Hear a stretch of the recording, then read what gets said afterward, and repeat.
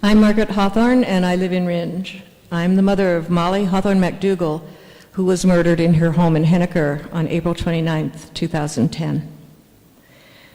Molly was 2 weeks shy of graduating from nursing school at New Hampshire Technological Institute. She was a beloved wife, daughter, sister, niece, auntie, and friend to many. Molly was a lover of life and a lover of people. That day, our family lost a precious life. New Hampshire lost a good and responsible citizen. When I think about how best to honor Molly, I'm certain that it's by living into the values that she embraced. She trained to do life-supporting work. Her love for people and deep compassion led her to choose a career of caring for others. I would not want anyone killed in her name. Molly was murdered in a home invasion in broad daylight. Her father had spoken with her on the phone at 10:15 in the morning, and that call was interrupted by a call from her younger sister, Sadie. Shortly before 11, her close friend Rachel, coming to visit from Hanover, discovered her lying prone on the floor of her home. She had been shot in the face. I need to do that. You do this, huh? It's fine. That's way better. Sorry. At the coroner's recommendation, I would not see her beautiful face again. When I sat with her body 2 days later, I would hold her hands, but the only part of her not wrapped, they were the only part of her not wrapped in a protective shroud. When Molly died, our family sensed the potential destruction that hatred or a desire for revenge could wreak in our lives, especially in a time of such vulnerability. We made a conscious public decision not to yield to that desire. As murder victim families know, it's impossible to stay entirely out of the public eye, so we invited the public to join us to find other ways to respond to her death. I'm concerned about closing the door on the possibility of redemption. For me, the best outcome would be to see the man who killed my daughter put his life to good use in the New Hampshire prison system, where he has been sentenced to spend many years. He now bears a responsibility for 2 lives, his own and the life he took. To see him do something positive with his life would be to give me back a tiny piece of the goodness that lived in Molly. Now, there's no promise that this will happen, but an execution would guarantee that it couldn't. Family members can't avoid thinking about what can be done to make our world safer.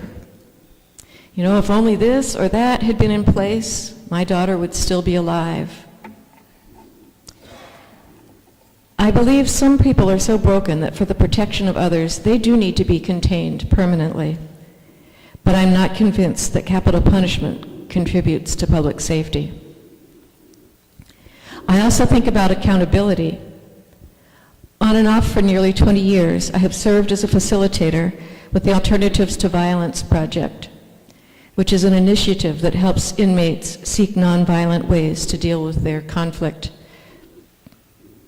Having been inside New Hampshire prisons, I know firsthand how devastating the permanent loss of liberty is. The death penalty is not synonymous with letting people off the hook by any means. Molly's was not a capital case. However, a year later, the legislature passed a bill expanding the parameters of the death penalty in New Hampshire to include home invasions. So as tragic and senseless as her death was, we were relieved that the death penalty was not a factor in our situation. The grisly specter of a lengthy process of appeals and an eventual execution could only increase the trauma that our family has suffered. In the judicial process, the victim's family often faces disappointment. It is easy to deceive ourselves into thinking we will feel better if the offender is dealt with to our satisfaction. The more invested we allow ourselves to become in the outcome of a trial, the more we stand to be hurt. But no matter what the state decides to do with the defendant, it can't do the one thing the family wants: to bring our loved one back. In the nearly 2 years between Molly's death and the prosecutor's decision to negotiate a plea bargain, I tried to let the state do its work while I did my own. That meant concentrating on living in a way to honor all that was good about Molly. Yet when the plea bargain hearings came up, I still found I was more invested than I realized. It was a very emotional time, and although I didn't agree with the plea bargain at the time, I am glad that it was over in one swoop. In the judicial process, the state necessarily takes a dispassionate role. Nonetheless, it is an entity made up of human beings. I live in New Hampshire. I pay taxes in this state. I vote in this state. In a sense, like nearly everyone in the room, I am this state. I hope I never dishonor my daughter by becoming an accomplice to state-sanctioned murder, when murder is the very thing that took her from me. Thank you. Any questions for the lady? Seeing none, thank you.